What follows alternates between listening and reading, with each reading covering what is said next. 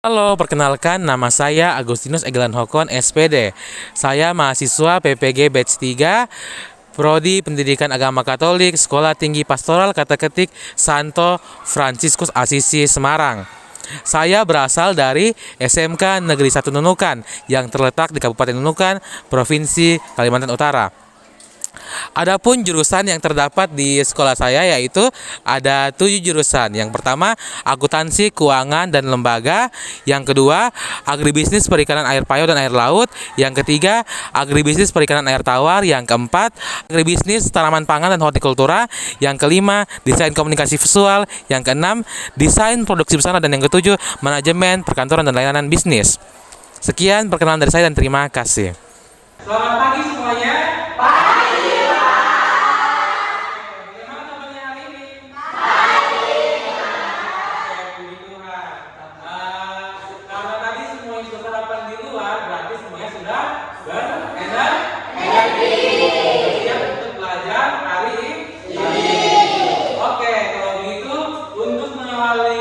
Kegiatan kita pada pagi hari ini, wanita Angel untuk memimpin doa. Silakan Angel. Bapak Guru serta teman-teman yang terkasih, sebelum kita mulai pelajaran kita pada pagi hari ini, mari kita berdoa. Dalam Bapa dan dalam Roh Kudus. Amin. Ya Bapa yang Maha Bijaksana, syukur dan terima kasih kami aturkan kepadamu atas para gembala utusan teman-teman kami dari Kristus Tuhan kami. Amin. Dalam Bapa dan dalam Roh Kudus. Amin. Oke, terima kasih Angel telah membuka pembelajaran ini dengan doa. Untuk tema kita yang akan kita bahas pada hari ini yaitu adalah hierarki dalam gereja. Nah, sebelum itu Bapak ingin bertanya kepada kalian mengenai pelajaran minggu lalu. Kira-kira minggu lalu kan kita membahas mengenai gereja yang apostolik. Nah, pertanyaannya, apakah masih ada yang ingat apa itu gereja yang apostolik? Silakan jawabnya. Gereja yang apostolik itu artinya gereja yang ikut ajaran Rasul Yesus. Oke, gereja yang ikut ajaran Rasul ya, Yesus. Tangan untuk Gloria. Oke, selanjutnya lagi. Bagaimana cara berpikir gereja yang apostolik kira-kira? Ada yang bisa pakai senjata? Silakan. Oke, terima kasih tanda tangan untuk kita. Oke, selanjutnya untuk kita masuk ke materi hari ini ada beberapa pertanyaan yang mungkin kalian sudah paham mengenai apa sih itu hierarki gereja. Mungkin ada yang kita lihat, mari kita lihat. Oke, apa yang kalian tahu tentang hierarki gereja? Kira-kira apakah ada yang bisa menjawab? Saya Pak. Oke, silakan guys. Hierarki gereja itu adalah salah satu tata susunan kepemimpinan dalam gereja Katolik. Oke, tata susunan kepemimpinan dalam gereja Katolik. Tangan untuk gereja. Jadi hierarki gereja merupakan tata susunan kepemimpinan dalam gereja Katolik. Lanjut, siapa yang bisa menyebutkan contoh hierarki di zaman kita putih dan di masa kini? Apakah ada yang bisa? Saya Pak. Oke, silakan Putri. Di kita suci ada Iman Agung, orang Lewi dan para rasul. Kalau sekarang ada Paus dan Paulus Pak. Oke, betul sekali. Di zaman dahulu ada Agung, Rasul dan juga Nabi. Nah, kalau sekarang ada Paus, Uskup dan juga Imam. Tepuk tangan untuk Putri. Baik, ternyata kalian sudah sedikit memahami mengenai hierarki gereja, walaupun kalian belum mempelajari secara mendalam. Nah, hari ini kita akan mendalami hierarki gereja secara lebih mendalam melalui proyek, karena pembelajaran kita menggunakan model PJBL, Project Based Learning. Berarti ada produktif hasilkan maupun ada presentasi dari kelompok. Nah, tujuan pembelajaran kita pada hari ini yaitu agar peserta didik dapat memahami perkembangan hierarki gereja dari kitab suci hingga masa kini melalui proyek kelompok serta mampu menyampaikan hasilnya secara kreatif, reflektif dan aplikatif dalam kehidupan iman sehari-hari. Jadi nanti kalian akan dibagi per kelompok untuk membuat suatu proyek melihat sejarah hierarki gereja dari perjanjian lama sampai ke masa kini. Lanjut ke orientasi proyek kita. Karena kita menggunakan sistem model pembelajaran PJBL, maka berbasis proyek. Adapun proyek kita yaitu hari ini kalian akan membuat proyek kelompok untuk menjelaskan perkembangan hierarki gereja dari kitab suci sampai masa kini, serta menampilkan relevansinya dengan hidup kita, hubungannya dengan hidup kita. Oke, sekarang ada pertanyaan mantan. Kira-kira siapa yang bisa menjawab pertanyaan ini? Bagaimana perkembangan hierarki gereja dari zaman kitab suci sampai masa kini? Dan apa dampaknya bagi kehidupan umat? Apakah ada yang bisa menjawab pertanyaan ini kira-kira? Oke, silakan Miriam. Dulu dipimpin nabi dan rasul, sekarang ada paus, uskup, Roma. Dampaknya bikin umat lebih beribadah, Pak. Oke, betul sekali. Zaman dahulu biasanya ada para nabi, rasul, dan juga hakim. Sekarang ada paus, romo, dan juga imam. Apa dampaknya? Yaitu supaya kita semakin teratur, semakin baik dalam hidup beriman. Ya, tepuk tangan untuk Melia. Sekarang kita akan membagi kelompok. Sepertinya Melia, kalian sudah lulus dengan kelompoknya. Mana kelompok satu? Oke, kelompok satu ada Gloria, Rebecca, Angel, dan juga Delson. Oke, kelompok kedua. Mana kelompok kedua? Coba tekan. Oke, kelompok kedua ada Putri, Melia, Felix, dan juga Petrus. Kelompok tiga ada Isabel, Veronica, Roger, dan juga Martinus. Ya. Oke, karena sudah lulus dengan sesuai dengan kelompoknya, maka sekarang Bapak akan membagikan apa sih yang harus kalian cari, apa yang harus kalian kerjakan dalam proyek kali ini. Masing-masing kelompok telah membawa laptop kan? Nah, karena proyek kalian membuat poster, jadi untuk kelompok satu tugasannya yaitu kelompok satu membuat mencari hierarki dalam perjanjian lama. Kelompok dua mencari struktur hierarki dalam zaman para rasul, dan kelompok tiga hierarki gereja setelah zaman para rasul. Apa yang kalian kerjakan yaitu ada dua hal yang kalian harus kerjakan. Pertama, produk yang dihasilkan berupa poster. Poster yang kalian kerjakan mengenai susunan hierarki di setiap kelompok, di setiap masanya, ya, dan juga membuat presentasi PPT, presentasi digital untuk mempresentasikan hasil produk atau hasil poster kalian. Sampai sini paham? Setelah itu kalian tinggal mencari di kitab suci, di internet maupun di beberapa artikel. Silakan dicari dan untuk membagi nanti ada yang menjadi pemateri, peneliti, konten kreator, dan juga menjadi moderator ya. Jadi silakan dibagi sesuai dengan kelompoknya. Silakan kalian mencari sesuai dengan topik yang kalian tentukan. Oke, kalau sudah paham semuanya, Bapak kasih waktu sekitar 30 menit untuk mengerjakan tugas hari ini ya. Oke, silakan kerjakan proyeknya.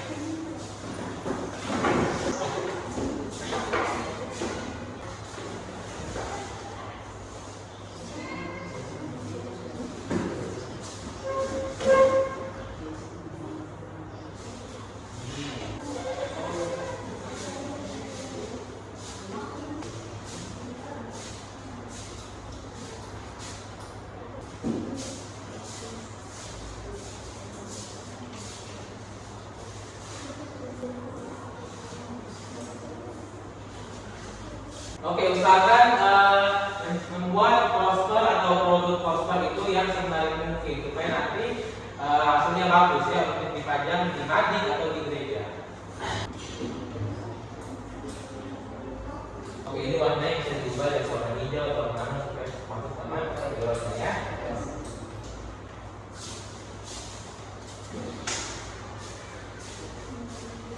Ini secara lumayan bagus, benar-benar sesuaikan dengan gambar ini supaya sesuai ya.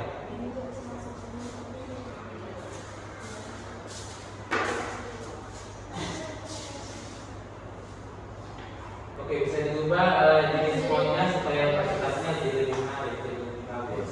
Jadi kan ada fontnya kan ada biasa warna, jadi bisa diubah warnanya atau ubah jenis fontnya ya.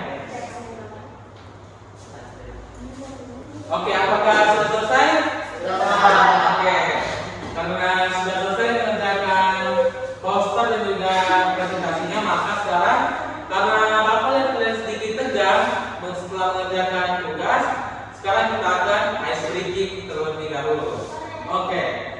versi bikinnya kita akan bermain stako ya. Bermain stako. Untuk versi bikinnya kita akan bermain stako. Ada yang kita main ini? Saya oke. Jadi untuk permainan ini kita pada zona 2 kita bagi menjadi dua kelompok ya. Petrus sama Felix masuk ke kelompok 3. Milia sama Putri masuk ke kelompok 1 ya. Oke.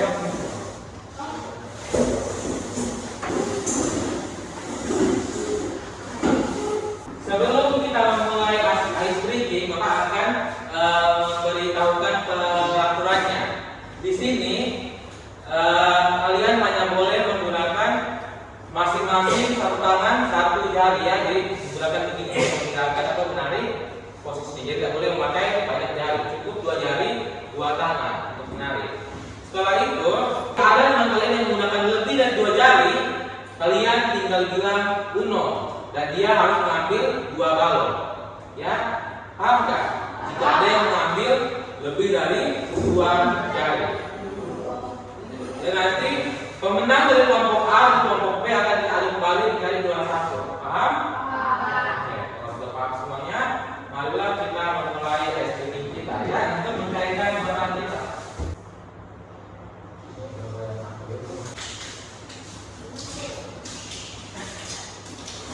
Mari kita mulai 1, 2, 3. Silakan mulai.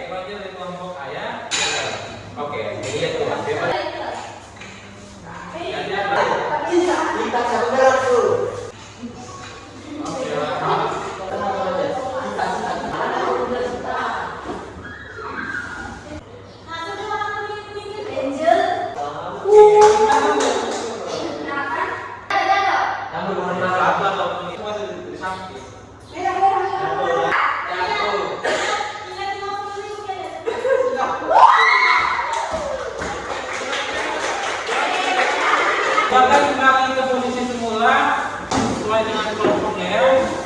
Oke, bagaimana semua pertanyaannya? Jadi pertanyaannya dari kelompok A ya. Jadi kalian sudah memainkan yaitu permainan stako. Nah, Bapak memilih permainan stako karena Bapak ingin menghubungkan dengan materi kita pada pagi hari ini. Memilih permainan stako karena ada makna di balik permainan stako. Ada beberapa pertanyaan refleksi yang telah Bapak siapkan. Nanti jika ada yang bisa menjawab, silakan angkat tangannya. Ya, oke. Pertanyaan pertama, apa yang terjadi jika satu balon hilang? Ada yang bisa menjawab? Oke, silakan Felix. Kalau satu blok salah atau hilang, menaranya akan roboh. Oke, jika satu balon atau satu blok hilang, benarnya gampang akan roboh, akan jatuh ya. Itu. Pertanyaan redaksi nomor 2, bagaimana pengalaman ini mirip dengan struktur hierarki gereja? Apakah ada yang bisa menjawab? Saya paham. Silakan. Tapi gereja kalau pemimpin atau anggota tidak belajar tugas, gereja tidak akan rapi. Oke, sama seperti hierarki gereja. Jadi menara tadi itu ibaratnya gereja dengan hierarki-hierarkinya. Jika satu hierarki saja tidak menjalankan tugasnya, maka gereja tidak akan rapi. Contohnya jika uskup, dia akan mengepalai beberapa paroki. Jika uskupnya tidak menjalankan tugas dengan baik, maka akan kacau balau semua paroki di keuskupan tersebut ya. Oke, pertanyaan nomor 3. Apa yang bisa kita pelajari tentang kerjasama dan peran masing-masing anggota dalam gereja? Ada yang bisa jawab? Silakan dijawab. Kita belajar dalam bekerja sama dan menjalankan peran masing-masing agar gereja menjadi lebih kuat. Oke, jadi kita dari Roman 1 kita harus bekerjasama supaya gereja semakin kuat ya. Antara hierarki juga umat harus bekerja sama supaya hierarki semakin kuat. Oke, tangan dulu untuk kita semua. Lagi kita akan masuk dalam presentasi dan juga diskusi proyek. Dari hasil yang telah kalian kerjakan tadi, produk kalian dan juga presentasi akan kalian tampilkan di depan ya. Oke, silakan maju kelompok 1. Bapak persilakan waktunya untuk kelompok 1. Silakan kelompok 1. Baik, selamat pagi teman-teman. Shalom. Selamat pagi. Perkenalkan, kami dari kelompok 1 akan membahas tentang hierarki dalam perjanjian lama. Sebelum kami memulai, saya memperkenalkan diri saya sendiri, Bebekara. Dan saya Gloria. Saya Wilson. Dan saya Sofia. Jadi, hierarki dalam perjanjian lama. Hierarki artinya susunan pemimpin supaya umat tetap rapi dan tertib. Di perjanjian lama, pemimpin penting itu ada nabi, imam, hakim, dan raja. Mereka memimpin umat supaya tetap taat sama Tuhan, mengatur ibadah, dan mengajari umat hidup sesuai aturan Tuhan. Hierarki dalam perjanjian lama berbagi ada imam agung, pemimpin tertinggi ibadah, dekat sama Tuhan, hanya ada untuk satu bangsa. Imam kepala, bentuk imam agung memimpin kegiatan ibadah secara hari Jumat, secara sehari-hari jumlah bagi umat. Orang Lewi bertugas ibadah, jaga bait suci, ajarkan umat, keturunan suku Lewi dari 12 suku Israel. Kaitan struktur hierarki perjanjian lama dan masa kini. Imam agung sama seperti Paulus di masa sekarang karena hanya satu untuk satu masa. Imam kepala sama seperti uskup di zaman sekarang karena mengepalai keuskupan. Orang Lewi sama seperti imam di saat ini yang mengajarkan umat. Namun imam di zaman sekarang tidak terikat dari suku Lewi. Ini adalah poster dari kelompok kami. Oke, silakan diperhatikan posternya ya. Ini hasil produk dari proyek yang dikerjakan oleh kelompok 1. Baik, kami silakan untuk forum tadi. Saya mau bertanya, apa menurut kalian umat Israel saya sudah suatu mesti dipimpin lagi raja atau hakim? Baiklah, saya akan menjawab. Mereka sudah suatu karena kadang mereka lupa dengan Tuhan atau tak ikut keinginan sendiri. Jadi kalau ada yang bertanya, Saya, apa yang para pemimpin di perjanjian lama salah mengambil keputusan terhadap umat?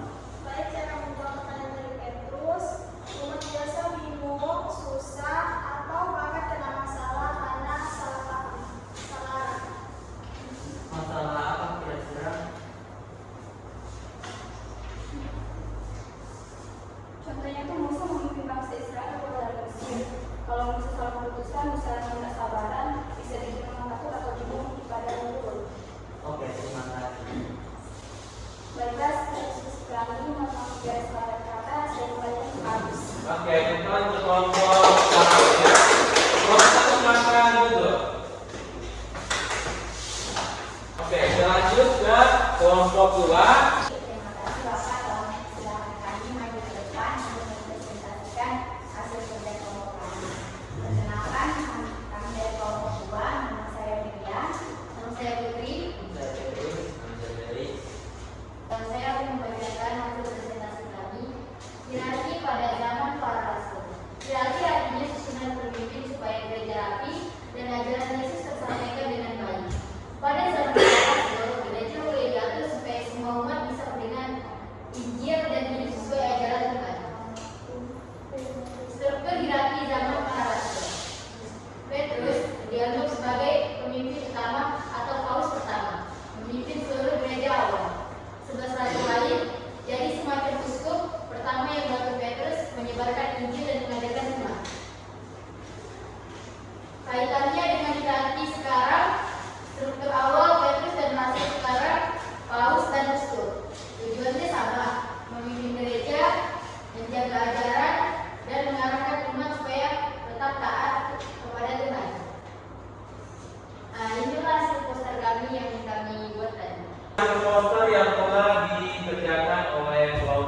Joshua.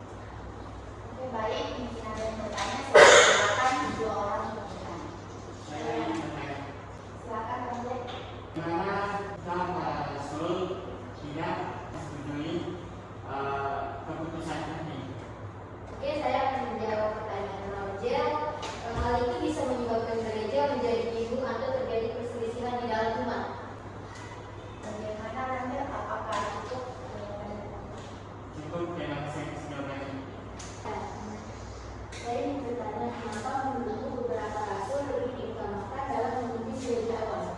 Nah, saya akan menjawab pertanyaan dari Yelina. Alasannya karena mereka lebih dekat sama Yesus dan mengerti ajaran Yesus lebih banyak. Baik, terima kasih. Baik, sekian presentasi dari kami. Saya kembalikan kepada Pak Agus. Kita untuk kelompok. Lanjut ke kelompok 3. Saya selamat pagi semuanya. Pagi. Kami dari kelompok 3 memang selesai masuk ke zaman itu hierarki setelah zaman para rasul. Di sini kami akan memperkenalkan diri. Saya Isabel, saya dari Kadina. Matius. Latar belakang setelah zaman para rasul, gereja tetap butuh teliti supaya ajaran Yesus tetap benar dan umat bisa hidup sesuai Tuhan. Maka dibuatlah susunan pemimpin baru yang lebih teratur agar semua tugas ibadah dan ajaran bisa berjalan tertib. Struktur hierarki setelah zaman para rasul, yang pertama ada pengawas episkopos, yaitu memimpin gereja di suatu wilayah dan ajaran tidak benar. Yang kedua ada penatua presbyter, yaitu membantu pengawas dalam mengajar umat dan mengurus ibadah. Yang ketiga ada diakon, yaitu membantu pelayanan umat dan pekerjaan gereja sehari-hari. Di sini ada kaitannya dengan hierarki pada masa kini. Yang pertama, pengawas sama seperti uskup di zaman sekarang. Yang kedua, penatua sama seperti imam di zaman sekarang. Dan yang ketiga, diakon sama seperti diakon sekarang. Belum ada pemimpin tertinggi seperti paus di zaman sekarang. Yang kedua tujuannya sama, memimpin gereja, menjaga ajaran dan mendidik umat supaya tetap taat pada Tuhan. Di sini ada beberapa poster yang telah kami buat, bisa dilihat. Jadi silakan untuk lihat poster dari kelompok 3. Mereka membuat 3 poster ya. Sekian presentasi dari kami. Apa yang bertanya? Saya ingin bertanya, kenapa menurutmu gereja awal perlu punya pengawas, penatua, dan diakon?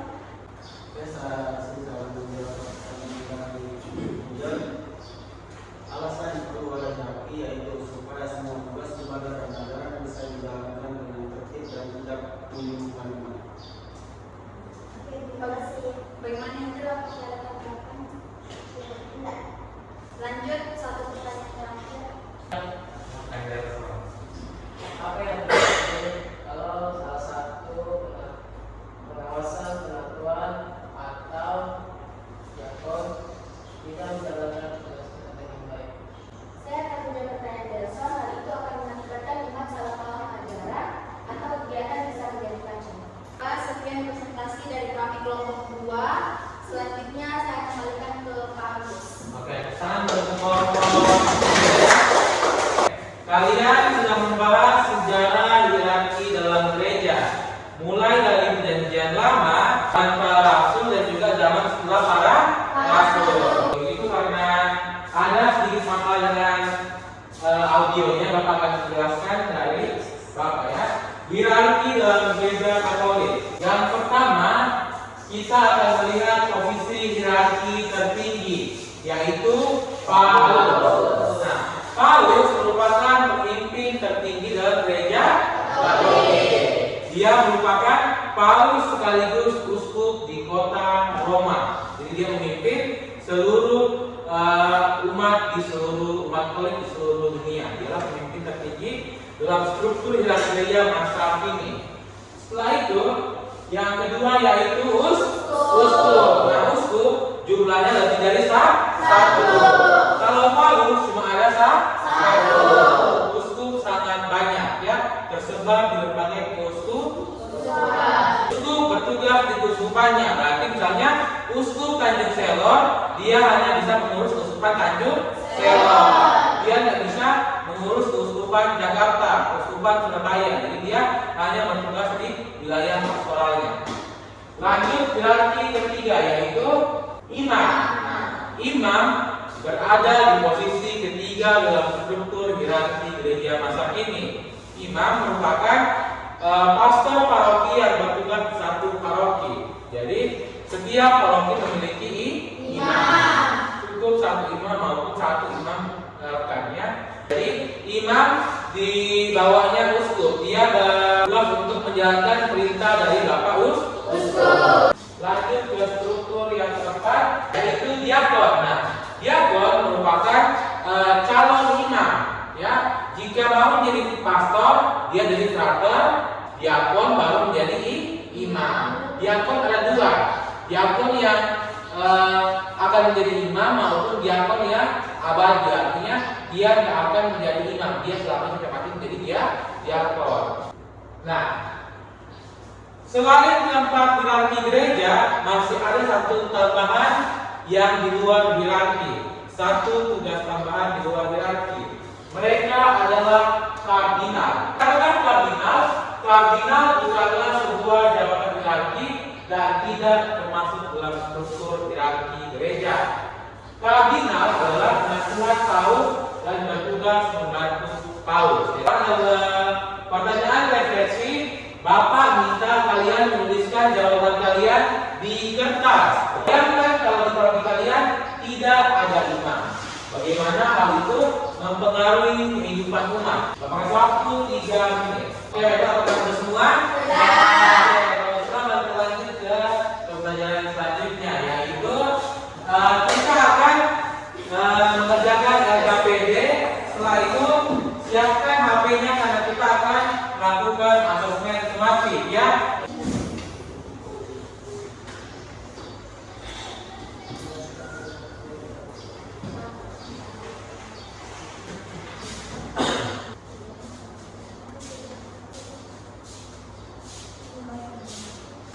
Oke, apakah sudah semua?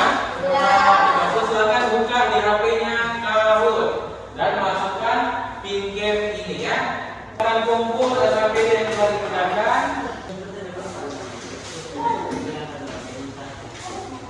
Oke, kita mulai ya.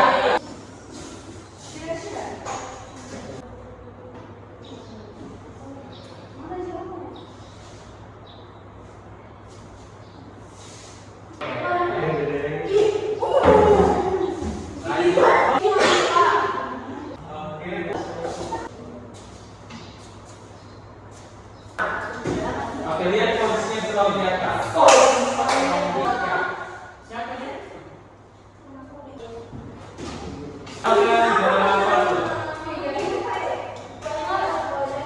Dua, tiga, dirikan salah. Sekarang tiga.